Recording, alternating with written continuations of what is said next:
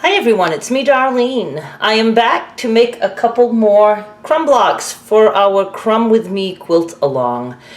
Before I forget, you can catch up on this series by using the link in the description box of this video. It will take you to this playlist. And if you know nothing about crumb quilting and you need to catch up with that, I have an entire series on that also. Start with the first video in that series and just watch a couple of videos. It will get you started and you will be putting crumbs together in no time. In our last video, I made block S on camera and you were able to see that one. But then I made D and H off camera. I gave you the sizes for those and I just wanted to show you what mine were. And remember, I'm starting out with things that I pieced when I was in Maine. So that's really helpful for me because I don't have a whole lot of time right now, but I'm able to use the crumbs that I have or the pieces that I have. Like this one, I believe all of this was put together and I just had to slap on that piece of sunglasses. That's a Lorelei Designs fabric. So I'm going to do the same thing today. I will be making one block on camera and then I will be giving you the sizes of two others when I decide exactly what I want to give you. So let's make one block. Now I'm going to be making block I, and it is going to be 6 wide by 9.5 tall. Tall rectangular one. Have we done that yet? A little bit. S was tall and rectangular. So let me get my crumb stuff and I'll get started. I want to mention, I'm going to work on this little mat, but you can always take some paper and cut out the shape of the block you are working on. Like we're doing 6 wide by 9.5 tall. If we're doing something bigger and you don't have that size paper, use newspaper or tape paper together, use magazine pages, whatever. Or you can even take your mat and just use some, like electrical tape that peels off really easy and just make a box where you're, of your size. And then you can take pieces that you already have and just lay them down to see, can you use those? So that's what I'm going to do here. We said 6 wide by 9.5 tall. Let me just check and triple check. The cool thing is, if I were to say the wrong size to you and catch it later, or if you accidentally made the wrong size, this is crumb quilting. These are crumb blocks. You need it bigger, you add more. You need it smaller, you cut some off. So it's really foolproof. And, I like this block. I especially like it because it has some denim in it. So I will try using that. Let's see, is this in a... Let me do it this way. So I'm just going to work on my 1 to 6 and then 1 to 9.5. And, if I wanted, I could put that. And I don't necessarily have to attach things together like this. I can separate them and then, put other pieces between them. But let's just start building. That's why I say, go ahead and make some crumb pieces. It's helpful. You can use them.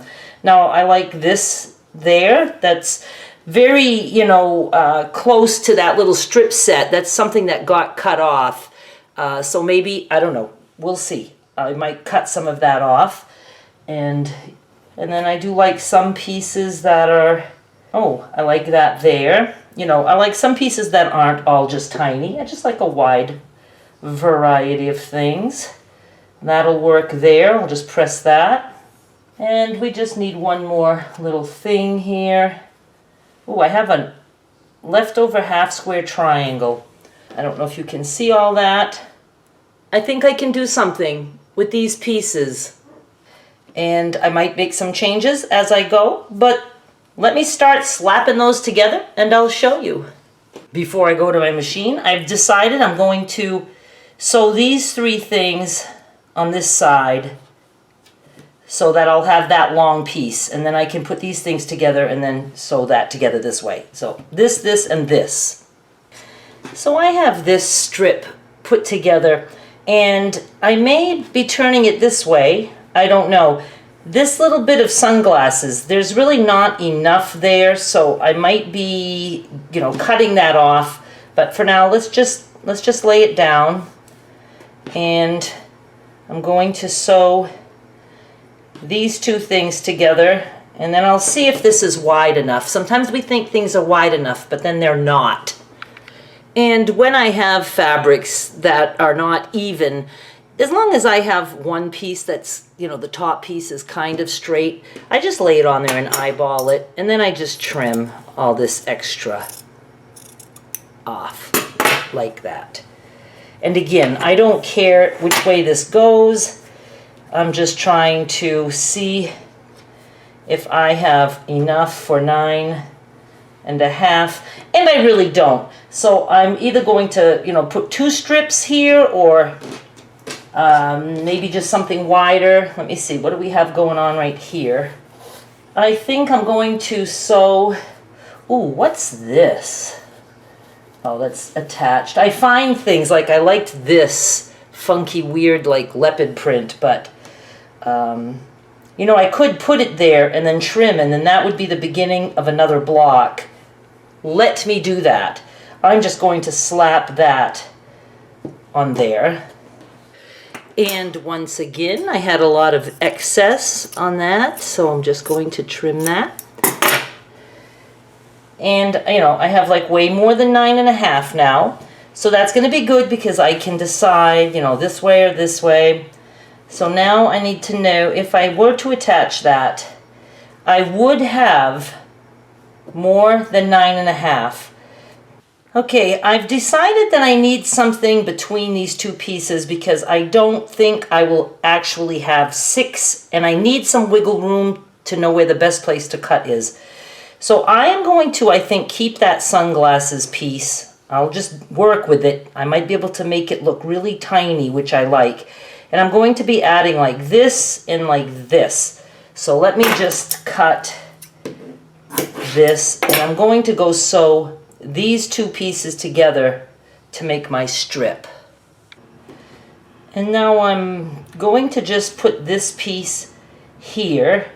See, I don't have to trim that little piece sticking out yet. I can see what I'm doing. And I'm just gonna sew. I'm going to not worry about this narrow little piece here. I'm just gonna sew right there. Now I'm just going to come in and trim this off, that little piece that was sticking out. And look at that little black line there between the yellow and the other junk. Now see, I could have removed that, but I like that there. That's what it's all about for me. And so we were going to do this, right? And now I'm going to make 2 kind of straight edges. Let's see, maybe I would like it a little bit, gee, I wish I could just top stitch it on like that. Now I have white thread. Would that be okay? Because we can like fold over and do some top stitching. Now top stitching, it's not as stable, so sometimes it can get warped and stuff, but I think that would be so cool to top stitch right there and keep that odd shape. I think I'm going to do it just to show you that we can. Now if it really bothers you that you don't have like the perfect matching color thread, you can change your thread. I'm not going to.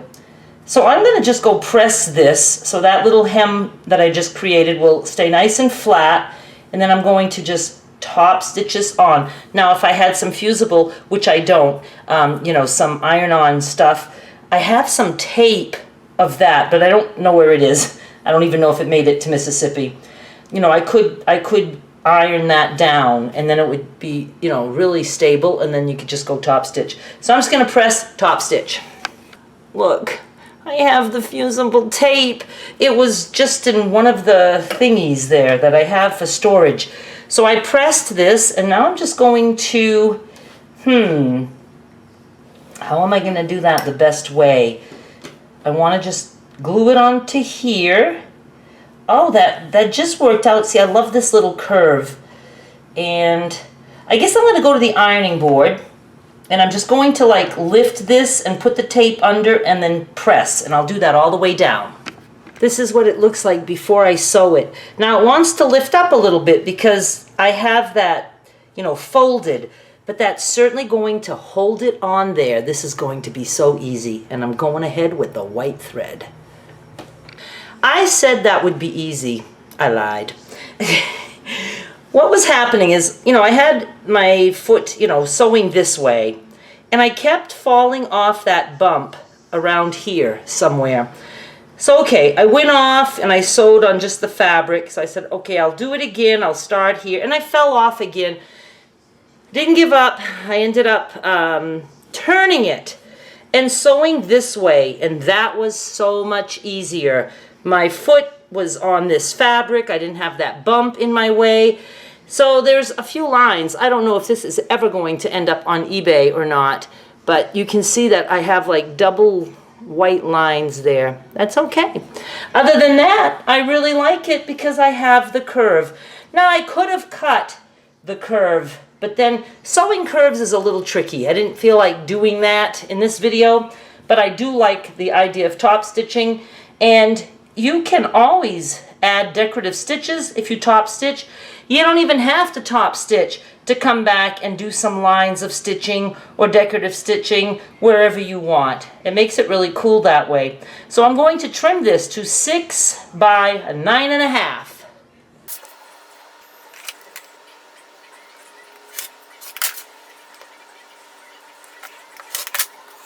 I've got some good stuff to work with here, so I'm going to keep that. I can cut this little tail off. Now for this direction, like I said, I have wiggle room. So let's see, if I would have cut there, 9.5 would be there. That's pretty good. And I like it. I like the curve, even though it has a whole bunch of white lines going through it. So that's it. I just made, what did I say? This is block I. Now I'm going to give you 2 more to make. I will also make them as I can, and I will show them to you in the next video.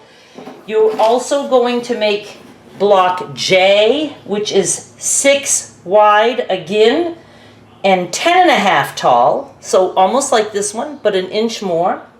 And then let's do block K, which is going to be only 4 wide by 9 tall. That'll give you a little bit to do until the next video. Please subscribe so you don't miss the next episode. I'll be back with more soon. Bye!